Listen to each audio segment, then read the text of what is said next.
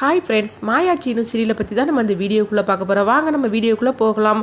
பஞ்சாயத்தில் அவங்க முடிவு சொல்கிறாங்க, மாயாவும் சீனும் சேர்ந்து தான் வாழணும், அதே மாதிரிக்கு கதிரும் தனாவும் சேர்ந்து தான் வாழணும், இவங்க 4 பேரையும் நீங்கள் வீட்டுக்கு கூட்டிகிட்டு போங்க அப்படின்னு பஞ்சாயத்தில் முடிவு பண்ணவும் இதை கேட்டதுமே புவனேஸ்வர் தடுக்கிறாங்க.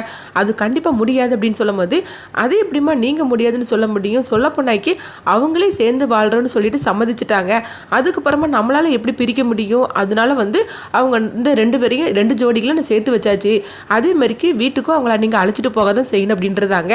இதை கேட்டதுமே புவனேஸ்வர் அதிர்ச்சி அடைகிறாங்க. அடுத்து பார்த்தோம்னா ஜானகி அந்த 2 ஜோடிகளும் அவங்க அழைச்சிட்டு வராங்க. அழைச்சிட்டு வந்ததுமே வீட்டு வாசலில் அவங்க எல்லாருமே நிற்கவும் குடும்பத்தில் அவ்வளோருமே நின்றுட்டு இருக்கிறாங்க. அப்போ ஜானகி அவங்க 2 ஜோடிகளுக்கு அவங்க ஆரத்திலாம் எடுத்துட்டு இருக்கவும் இதை பார்த்துட்டு பத்மா ரொம்பவே ஆத்திரப்பட ஆரம்பிச்சிருந்தாங்க.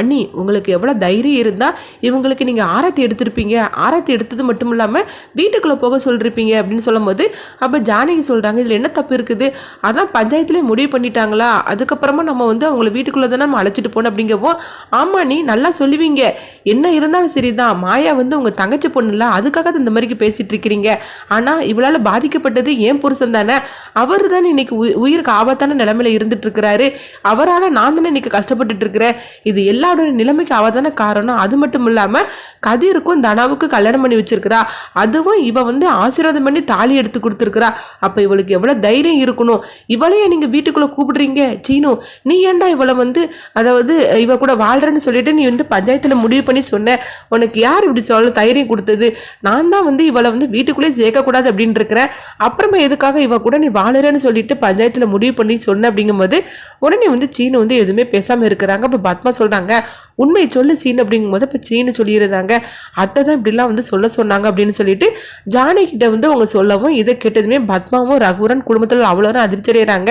உடனே பத்மா சொல்கிறாங்க, என்ன நீங்கள் தான் சீனு இந்த மாதிரி சொல்ல வச்சிங்களா அப்படின்னு கேட்கும்போது, ஆமாம் எங்கள் 2 பேரையும் அவங்க தான் சொல்ல வச்சாங்க அப்படின்னு சீனு அவங்க சொல்லவும் இதை கேட்டதுமே பத்மா இன்னும் கோவப்பட ஆரம்பிச்சிருந்தாங்க. இதெல்லாம் நீங்கள் தான் காரணமா அப்படின்னு சொல்லி கேட்கும்போது உடனே ஜானகி சொல்கிறாங்க, ஆமாம் நான் தான் காரணம், நான் தான் அப்படி சொல்ல சொன்னேன் அப்படிங்கும்போது, எதுக்காக இந்த மாதிரிக்கெல்லாம் கூட இருந்துட்டே நீங்கள் துரோகம் பண்ணினீங்க, நீங்கள் எதுக்காக இந்த மாதிரிக்கு பண்ணினீங்க, ஆக மொத்தம் யார் கெட்டு போனாலும் பரவாயில்ல, உங்களுக்கு உங்கள் தங்கச்சி பொண்ணு இந்த குடும்பத்தோடு சேர்ந்து வாழணும், அதுதானே முக்கியம் அப்படின்னு சொல்லும் போது, என்னன்னா நான் இவ்வளோ தூரம் பேசிகிட்டு இருக்கிறேன், நீ எதுவுமே பேசாமல் அமைதியாக இருக்கிற, நீ சொல்லு, நீ ஏதாவது ஒரு முடிவை சொல்லு அப்படின்னு சொல்லிட்டு பத்மா ஆவேசப்படவும் நான் ரகுராமோட அம்மா சொல்கிறாங்க, எதுக்கு ஜானகி இந்த மாதிரிலாம் செய்யுது அப்படிங்கும்போது, எல்லாத்துக்கும் ஒரு காரணம் இருக்குது, காரணத்தோடு தான் நான் இதெல்லாம் செய்திருக்கிறேன், சொல்ல போனாக்கி மாயா மேலே எந்த தப்புமே கிடையாது, மாயாவை கதிர் செய்தது சரிதான் அப்படிங்கிறாங்க, நீ என்ன சொல்லிட்டு இருக்கிற, அவங்க 2 பேரும் பண்ணுன்னு சரின்னு சொல்லிட்டு இருக்கிறியா, எதுக்காக இப்படிலாம் பண்ணிட்டு இருக்கிற, எவ்வளோ பெரிய துரோகம் பண்ணிட்டு இருந்திருக்கிறாங்க, அவங்கள என்னன்னா இந்த மாதிரி சொல்ல வச்சது மட்டும் இல்லாமல் ஆரத்தி எடுத்து நீ வீட்டுக்குள்ளே கூப்பிட்டுட்டு இருக்கிற அப்படின்னு சொல்லிட்டு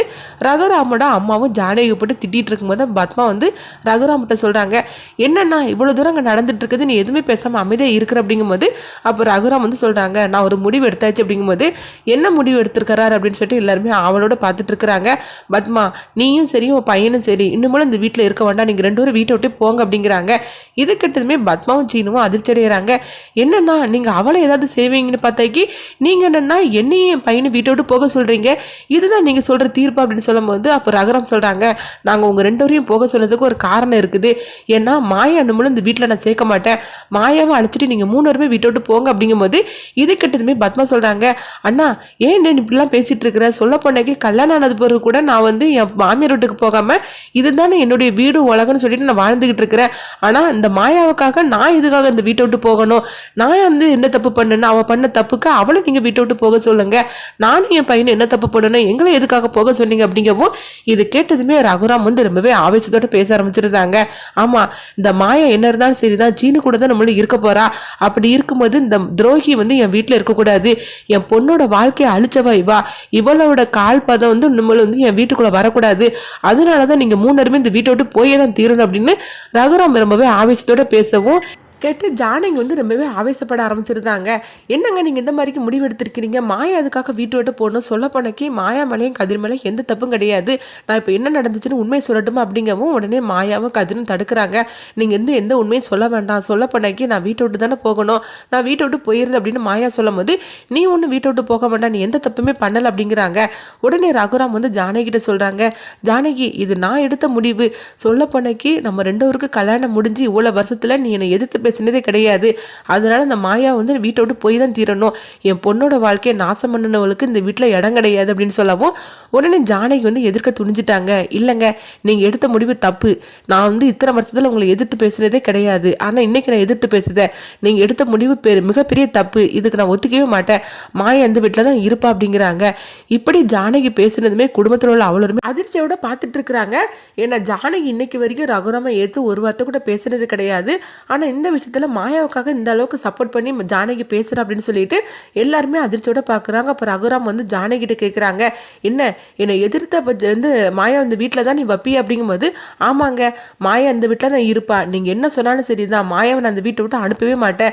மாயா மட்டும் இல்லை, கதிரும் இந்த வீட்டில் தான் இருக்க போகிறாங்க. அவங்க 2 பேரும் பண்ணினதுல எந்தவித தப்பும் கிடையாது. இது என்னுடைய முடிவு அப்படின்னு சொல்லவும் இது கெட்டதுமே ரகுராம் வந்து அதிர்ச்சியோட ஜானகியை பார்க்குறாங்க.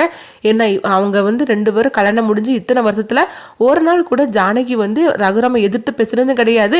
ரகுராம் சொன்ன சொல்ல அவங்க தட்டினது கிடையாது. அப்படிப்பட்டவங்க இன்னைக்கு மாயாவுக்காகவும் கதிருக்காகவும் இந்த அளவுக்கு அவங்க பேசுகிறாங்கன்னா அப்போ எதுக்காக பேசுகிறாங்க அப்படின்னு சொல்லிக்கிட்டு எல்லாருமே அதிர்ச்சியோட பார்க்குறாங்க. ரகுராமும் ரொம்பவே உடஞ்சி போய் தான் நின்றுட்டு இருக்கிறாரு. ஏன்னா ஜானகி நம்மளை எதிர்த்து இந்த மாதிரி பேசுகிறா அப்படின்னு சொல்லிட்டு இப்படி தான் இந்த எபிசோடு வந்து எடுத்துகிட்டு போகிறாங்க. அடுத்தது வந்து என்ன நடக்கும் சொல்ல போனாக்கி ஜானகி எடுத்த முடிவு வந்து சரிதானா அப்படின்னு சொல்லிக்கிட்டு நீங்கள் உங்கள் கருத்துக்களை கமெண்ட் பாக்ஸில் கமெண்ட் பண்ணுங்கள். நம்ம இன்னொரு வீடியோவில் சந்திப்போம்.